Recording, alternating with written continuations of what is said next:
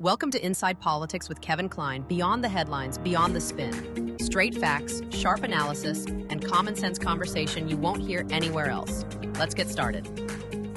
Welcome to another edition of Inside Politics. I am joined by three of my Winnipeg Sun columnist colleagues. We have Lawrence Pinsky, KC, a former human rights adjudicator as well. Royce Koop, who is a professor of political science at the University of Manitoba. And Geoff Currier, a former radio talk show host and columnist with the Winnipeg Sun. Gentlemen, I want to talk about something that's on the minds of all Canadians, and it's the big, beautiful budget. I'm stealing a little bit from Trump there for that, but I'd like to call it the big, beautiful budget. To me, I wasn't really surprised. I thought a lot of it was a rehash of what Trudeau had talked about before or was going to put forward before. But of course, that doesn't matter because Carney was assisting Trudeau or consulting Trudeau at that time. But Royce, I wanted to start with you and your thoughts on this big, beautiful budget that we have here in Canada. Well, first, I'm sorry my voice is kind of hoarse right now. I apologize for that. But this turned out to be a pretty massive spending budget. We were told that this was going to be an austerity budget. That is not how it turned out. It's a $78 billion deficit. And of course, there's 2 points. The first is that the reason we have such a big deficit now is because Justin Trudeau consistently spent money, even in good times. When the economy was good, he would consistently run deficits. The idea is that deficits are great when you need to, when the economy is tanking, when you're going into a recession, when you need to boost things. But when you consistently deficit spend, like Justin Trudeau did, we end up in a situation today where the deficit is quickly getting to the point where it might be unmanageable. The second point is it seems that what was advertised as an austerity budget became much more of a spending budget in order to ensure that the NDP would support it, and that's what's actually happened. I think there was enough talk that the NDP could potentially defeat the budget, that there were changes, and now this is a budget that the NDP can vote for in good faith, I think. Yeah, I think that they'll absolutely vote for that. And, there's other things going on in the House of Commons. And maybe we'll move to Geoff on this point. The NDP look like they are going to support it. And the Bloc, of course, has put forward some amendments. But Pierre Poilievre had a little misstep when it came to putting forward the conservative amendments, Geoff. Yeah, this was not a little misstep. This was a colossal political blunder on Pierre Poilievre's part. In Parliament, the way it works, when the budget is tabled, the opposition leaders have a chance to rise in the House and present their amendments to the budget. Poilievre, in his response, a 25-minute response to the budget, somehow forgot to present the Conservatives' amendments. And so now they can't offer any amendments to this budget. They can offer sub-amendments to anything that the Bloc might put forward. This was a huge missed opportunity on Pierre Poilievre's part. And also, Royce is correct about the spending. The federal government has plans to reduce operational spending, but in terms of capital costs, the spending continues. The projected deficit, by the government's own figures, by the end of the decade, our national debt will be approximately $1.6 trillion. And our interest costs in the last year of this decade, 2029-30, our interest costs alone on the part of the federal government will be in excess of $76 billion. This is a tax and spend government. We were promised a bold budget. We didn't get it. I think that this budget is hugely problematic, and it's endemic and emblematic of the fact that Carney thinks he's running the Politburo. It's all about central planning. The structure of the economy, still, problem with building pipelines, still a problem with building a whole bunch of things. He's restricting that. His central Politburo will decide which 5 or 10 projects will go ahead. That sort of central planning does not work. So that's the first thing to note. And that's what this budget it does represent that. It represents, as both Geoff and Royce said, $78 billion, almost $80 billion of deficit. Geoff is entirely right on what it shows in terms of our interest payments. And I would correct one thing that I think it was Royce said. It's not just Trudeau. Mr. Carney, 5 years ago, became his major financial architect. And really, it reveals the same type of nonsense that our children and maybe our grandchildren, if Canada actually still exists at that point in time, are going to have to pay for. So I think it's a major problem. As for Mr. Poiliev, who missed that initial opportunity, don't know what that was about. He didn't call me. So I can't speak to that. It does on its face seem like an error, in fairness, but maybe there was some strategy behind it that I just don't know. But one other thing to say, the Keynesian concept of spend in bad times is one thing, but the problem is Mr. Carney did it in good times under Trudeau, and it becomes like an addiction, a crack addiction. And that's the problem. And it's something that, as I said, will be paid for many, many, many, many, many years, exceeding our healthcare spending. And it will have a huge negative impact. Somebody else wrote, and I thought this was really interesting. This is step one. The next 2-year budgets, they say, will have to be austerity because this one isn't, which means cuts to transfer payments and other problems. And I think that's a very insightful comment. Because this alone will not fix our economy. It will actually add poison to it. Well, this was touted. Kevin, can I just jump in here very quickly? One of the things that Mark Carney was elected to do, apart from getting a deal with the United States, was to address cost of living. And this budget is an absolute failure in terms of helping the average Canadian with cost of living. The tax relief is minuscule for the average Canadian. And so these two big prongs of his election campaign were get a deal with the Americans and help with cost of living. And he's fallen down on both of those files. But it was sold as a nation building budget. And I think there was a lot of hype put behind the fact that they're going to be, spending more money on housing, to the likes that we've never seen since World War II and other nation building projects. And one of the ones that keeps coming up with this nation building projects is the, speed train that is supposed to go between Toronto, Montreal, and Quebec City. I don't see a lot of the nation building projects that we had hoped for, which were the pipelines. There was talk of the development of the Churchill port and the other projects they talked about, including that train. I think these are years away. It's going to be years before we see any return on the money being spent. And that's what bothers me, is because how long can we sustain this type of spending, especially if we don't have a deal with our biggest trading partner, and that's the United States. Though let's remember, this budget comes in November when most of the fiscal year is done. Most of this money has been spent. Ask yourself, what do we have to show for it? Very little, if not nothing. And the whole concept of central planning, a Mandarin or a member of the Politburo in Ottawa is going to decide this project, yes, this no, let's build a bureaucracy, is not a way to build an economy. That's not how you fight the economic war that Canada finds itself in. I'm going to play a clip here of a Canadian official who's talking about the trade with the United States as part of this budget and really telling, I think, the truth to people, which, I'll play the clip for you and you can listen for yourself. Exports of other countries to the United States, particularly China, the European Union, and Canada, down sharply.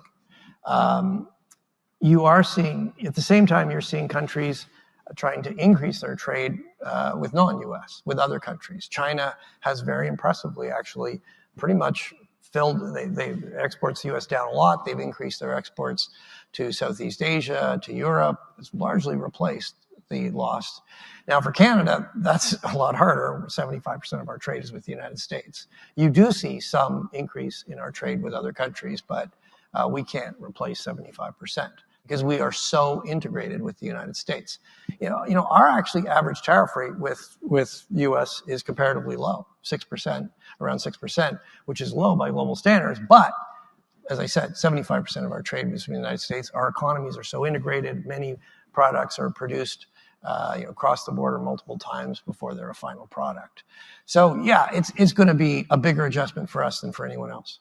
So, Royce, clearly, this gentleman feels that we cannot replace the trade with the United States. I tend to agree with him 100%. And this is certainly going to not only affect, as Geoff said, our lifestyle, if you will, our cost of living. It's going to hit inflation and it's going to hit interest rates. Yeah, yeah. Imagine how easy it is, how easy it's been, especially since the 1980s, to ship goods to the United States. You just put them on trucks and they head down. And imagine how comparably hard it is to ship our products to other countries across the ocean on both sides, and the lack of infrastructure that we have to do that. And so I think Canadians ask themselves, Carney is right. Like transitioning from an export economy focused to the United States to other countries is going to take massive transformation for the Canadian economy of infrastructure. And Canadians need to ask themselves, is there any sense that that's the case in this budget?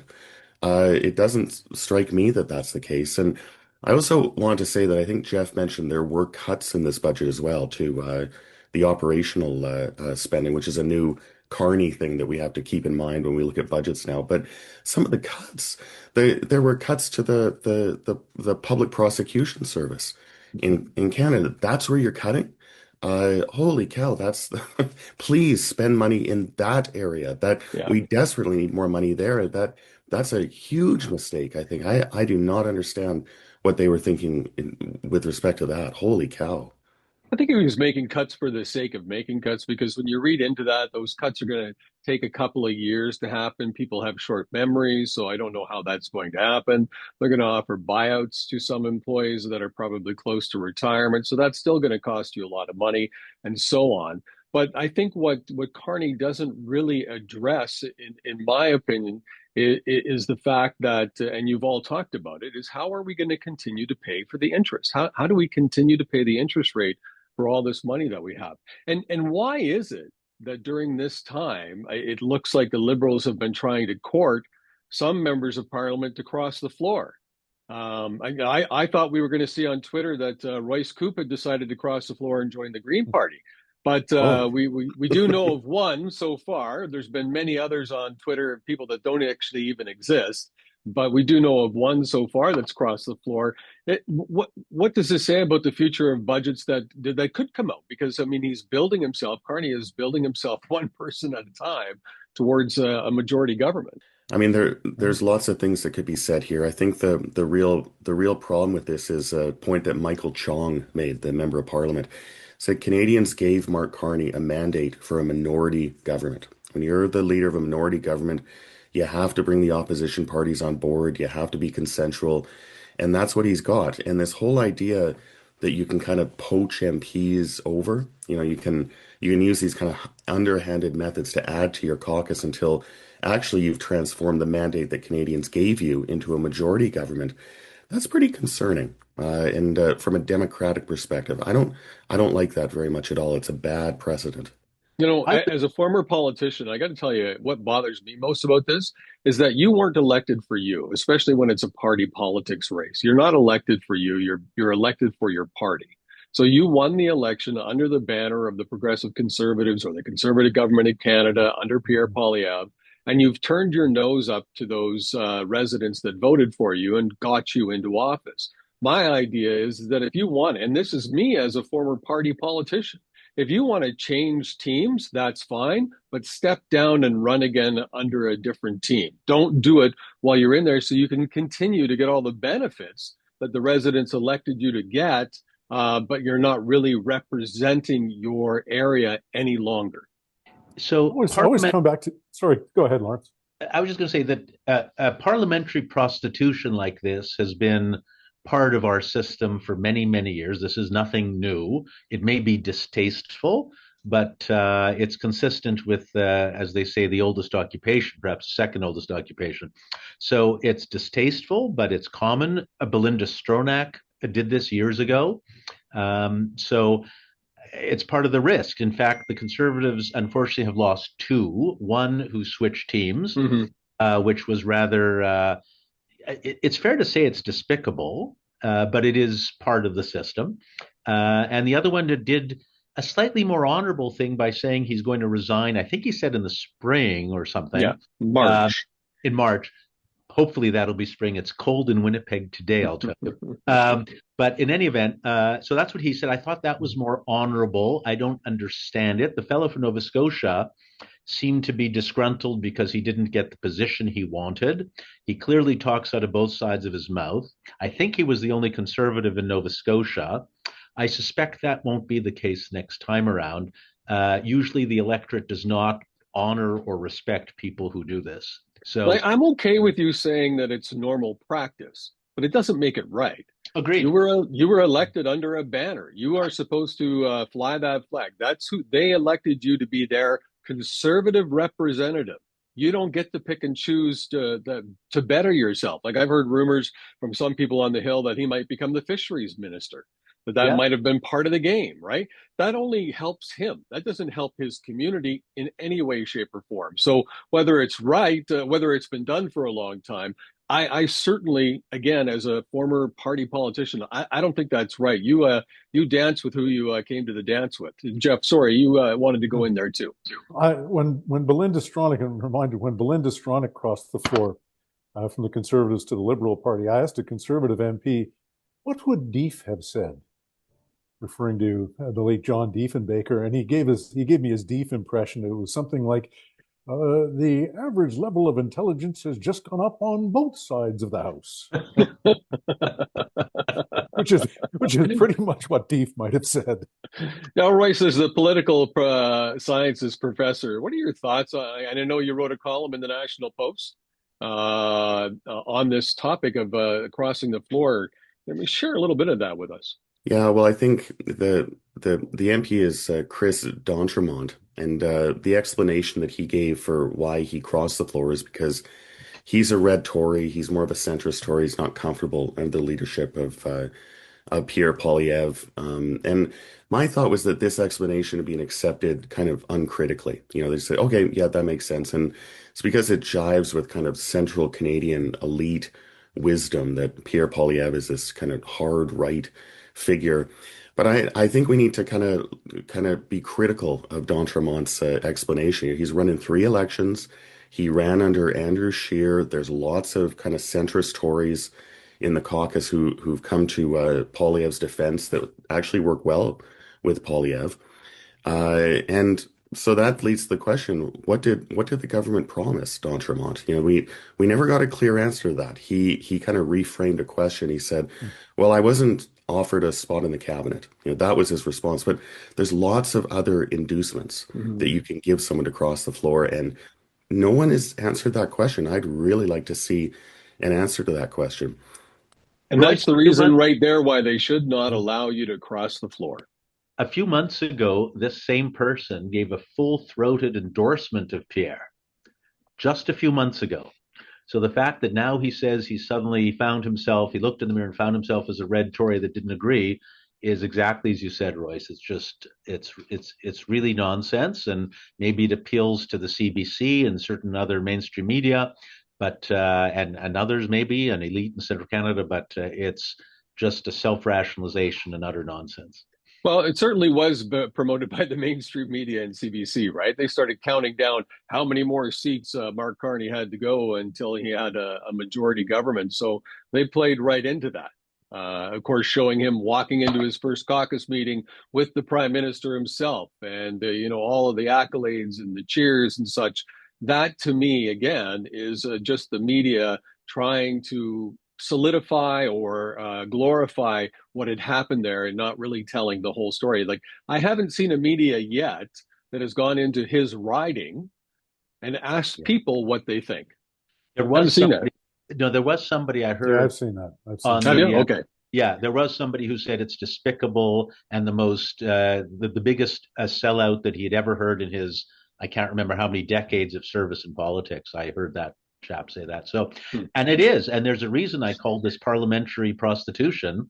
That's what it is. I don't think there'll be a happy ending here, though. I think it's going to be very upsetting for everyone in that riding, and I expect that riding will turn next time around. Remember, well, certainly. Go ahead. When Belinda Stronach crossed, I mean, obviously it was bad for the party. It was good for the Liberal government, but it also had a kind of interesting effect on the Conservative caucus. It was mobilizing. It was kind of a galvanizing thing. They were angry about it, and it actually kind of solidified the party. It was good for the party, and so, I think we want to keep our eyes out for that. That whole spectacle of Don Tremont walking into the Liberal caucus room, big smile, all the MPs cheering and clapping. It's, oh wow, what did you do? What are you clapping for? It could have an unexpected effect. I could see that happening. Well, we'll have to watch. We know that the budget's likely to pass this time, so we can't make any speculation there. It does look like it's going to pass, but I'm sure we'll have lots to talk about as it pertains to the budget and some of the big beautiful budget and any of the nation building projects that they're talking about. Gentlemen, thank you very much for this. Look forward to talking to you on our next subject. I want to bring up with the team here the poppy scandal, as I like to call it, or Poppy Gate, that is going on in Canadian courts. So we'll turn to Lawrence and find out why this is allowed and how we can stop it. Have a great day. Thanks for watching Inside Politics with Kevin Klein. Please like and subscribe to this channel and visit thewinnipegsun.com for more.